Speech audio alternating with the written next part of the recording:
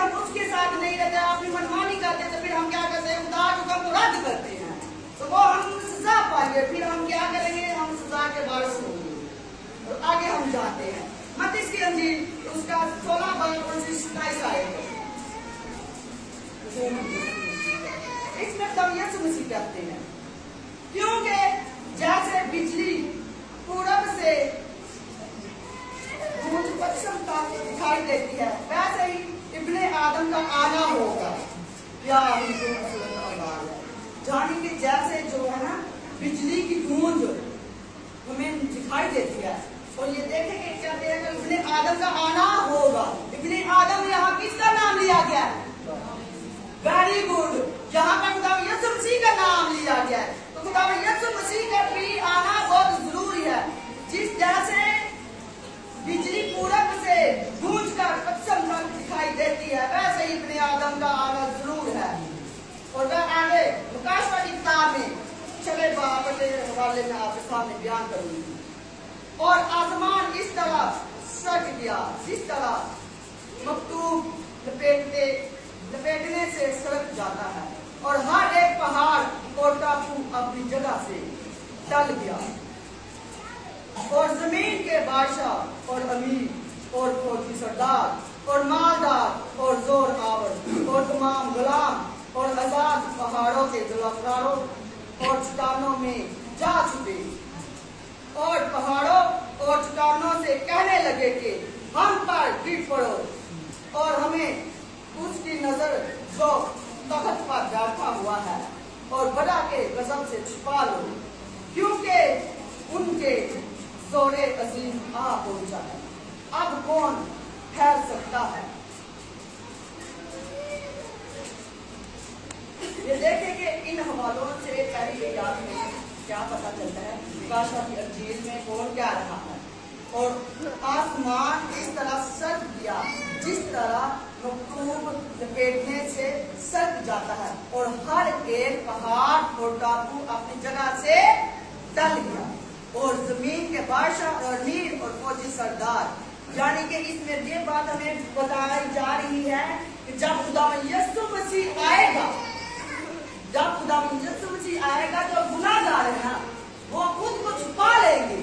जब मैं ये देखेंगे तो बैठी हूँ, मैं नजर नहीं आती। जो गुनाहगार लोग होते हैं खुद को छुपाते हैं, वो कांपते हैं, वो कहते हैं मेरे साथ क्या हो गया, मैंने तो कोई नेकी की नहीं है।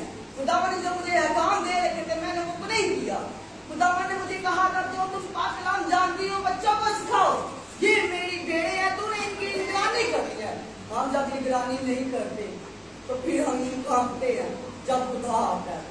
ये देखे ऐसा ना हो कि हम भी ऐसे चटपट लाए काम पे, उससे पहले तो हमें खुद सोच लेना चाहिए कि आया क्या हम छुपेंगे जब वहां से कहेंगे खुदावन मैं तेरी बेटी हो, तेरा बेटा हूँ, हाँ मेरे साथ रहिएगा। खुदावन से हम क्या कहें कि खुदावन मैं तेरी बेटी और तेरा बेटा हूँ। वेरी गुड, जब हमने तभी हम ये बातें कह पाएंगे जब हमने खुदा के हुक्मों को माना होगा। खुदावन के हुक्मों को तो आप जानते ही हैं, वो तो आप जानेंगे कि जो खुदा ने बाइबल मुकद्दस में बातें कह दी हैं उनके मुताबिक चलना। जो अपनी बातें बनाई हुई है ना उन पे चलेंगे तो वो हुक्म नहीं है। मुद्दों को बनाया और ऐसी जैसी कुर्बानी जो खुदा ने नहीं की वो अलग करते हैं। उनकी पूजा करोगे तो चलो ठीक है, हमें छुपना ही पड़ेगा।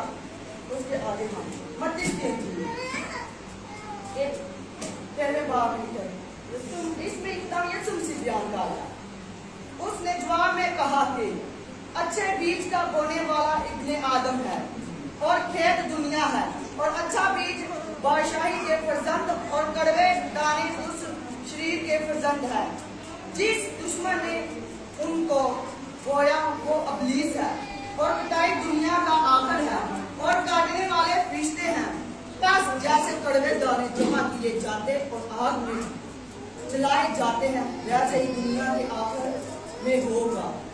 इब्ने आदम अपने फरिश्तों को भेजेगा और वो ठोकर खिलाने वाली चीजों और बदकारों को उसकी बादशाही में से जमा करेंगे और उनको आग की भट्टी में डाल देंगे।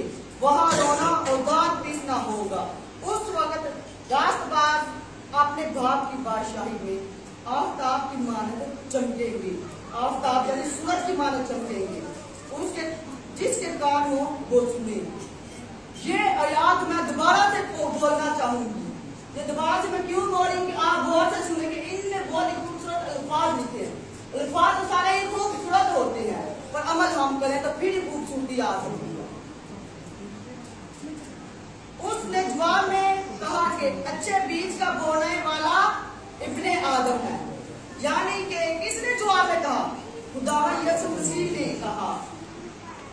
बीज के बोने वाला खुदावंद यीशु मसीह है और खेत दुनिया है। ये देखें कि दूसरी आयत है, और खेत दुनिया है और अच्छा बीज बादशाही के फर्जंद और कड़वे दाने उस शरीर के फर्जंद होंगे। यानी कि जो अच्छा बीज है तो उसके लिए क्या लगी है? बादशाही। बादशाह का बादशाह कौन है?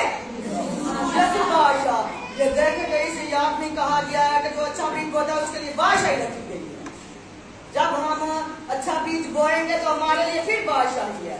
जो कहते हैं कि हाँ भी नहीं, मैंने खुदावन की बात को नहीं माना, तो फिर उसके लिए क्या? कड़वे दाने। कड़वे दाने उस शरीर के फर्जंद है। यानी शरीर किसे कहा गया है? शैतान को। शैतान को कहा गया और उनको भी कहा गया है